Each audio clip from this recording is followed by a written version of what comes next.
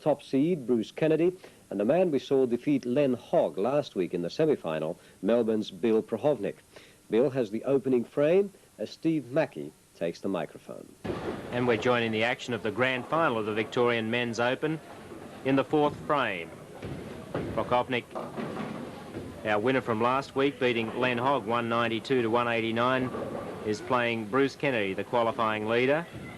And at this stage, there's about 10 pins the difference between them, with Kennedy leading the game at the moment. My co-commentator for this match is Jeanette Baker. Yes, well, Bruce has bowled beautifully all weekend, and in my opinion, he deserves to go on with it. But in a one-game final, anything can happen. Bill, as you know. Yes, as I know, too true. And Bill's worked out that using that other ball, he doesn't have to give it so much room in that left-hand corner, and has converted that spare quite easily. Yeah, and that does give exactly a 10-pin difference. 59 for Kennedy and a spare in the fourth frame, and Bill has 49 and a spare in the fourth frame. Yes, Kennedy, a great bowler in the late 70s. He won a number of major tournaments, the Australian Open, the Sydney 10-pin Cup, a couple of television bowling programs, and he was very, very accomplished, and then gave the game away for a little while. But he's certainly back now. Definitely back with a vengeance by the looks of it. But Bill has got a 7 count there by going too light. Bruce, late with the 4-pin, but a successful strike for him. And I like what Kennedy did then. He moved way over to the left of the approach. We don't often see Australian bowlers moving around on the approach, but Bruce didn't earn the nickname the Professor for nothing, and a very meticulous bowler, a very good spare shooter, Kennedy, and one of the old school of bowlers who really relies on his ability to adjust more than changing bowling equipment, and certainly a favourite bowler of mine a few years back. It looks like he'll become one again. Well, Kennedy with that strike in the fifth frame, and Prokhovnik's spare gives him a 13-pin lead, and he can extend that with another strike. Oh, the Brooklyn side. Obviously, that right-hand lane is drier. Yes, it's turning quite a lot, that particular lane, and that Brooklyn strike of Kennedy's putting Prokhovnik off a little bit. He's thrown that one out the window, and a little bit eager to get on with the game, I think. I guess that he can see the writing on the wall. His tournament average 201, Kennedy's 210, and I think that he thinks he can't win it. Well, it's a bit difficult. We're on to the boys just completing the 6th frame there, and Bill is finding himself a little bit behind, 20 pins now, and if Bruce does continue to strike, it's going to be harder and harder for him to get into the game.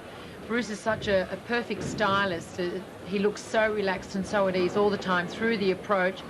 Not necessarily that that's what he's feeling inside, but nice, easy swing, shot too. Nice roll. Yes, beautiful. Yeah, certainly very attractive to watch, and I'm pleased that he's made a comeback to the sport.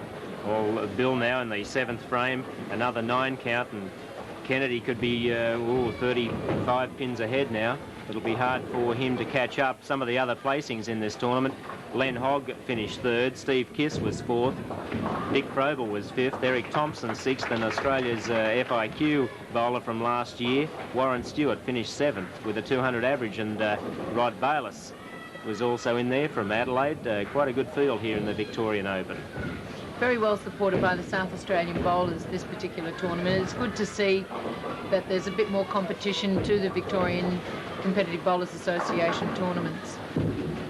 Well, here comes something for Kennedy. Well, he didn't aim for that one, but that's a 4th strike on the string, and I think Bill, unless he strikes now, can wave it goodbye.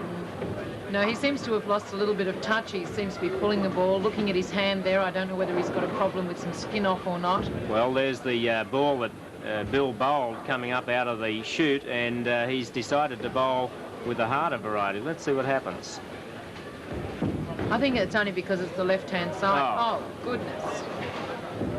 He can't believe it. I think, I don't know, he possibly can't see a way in at the moment to be able to win this game.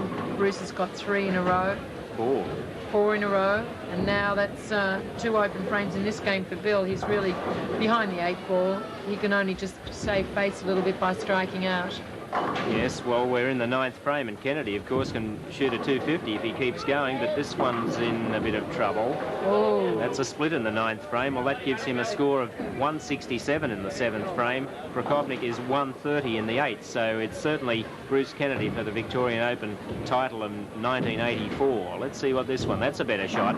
Oh, we thought it was a better shot. Well, when you're not on, you're not on, and that was a freezing cold 7-pin for Bill in the 9th frame. A 1-pin standing there in the corner. He shoots right across the lane, and, well, that's a little bit of a face-saver for him. He's going to be around about 45 pins behind, though, with 1 frame to go. Of course, an impossible situation. And Kennedy, a great comeback to the sport. Because the biggest problem facing bowlers in these step-ladder finals is with Bill playing Len last week in that very close game, he's probably given perhaps a bit much, and with this week playing Bruce, he's still having a few problems with the lanes. Bruce is just cruising along, making it look so simple. Well, that looked pretty simple then too for Prokhovnik, but Kennedy now can go all the way for 225, and Prokhovnik can shoot only 180 if he goes all the way. See how he goes on this second shot. Good to see Bruce back in the winner's circle, though. Yes, got that one right out in the lane, and boy, did he bury that. He looks so cool, calm and collected. Bill seemed to be making an effort of it still. Oh, yes. That ball was too good. Yes, left an 8-pin there. Well, Kennedy, a mere formality this last frame, but it looks like it's going to be 3 in a row. Yes, he's carried a 5, and there is the Victorian Open champion for 1984. A tremendous comeback by one of the stars of the 70s, Bruce Kennedy, a gardener by trade, 225. He found plenty of green stuff out there today, and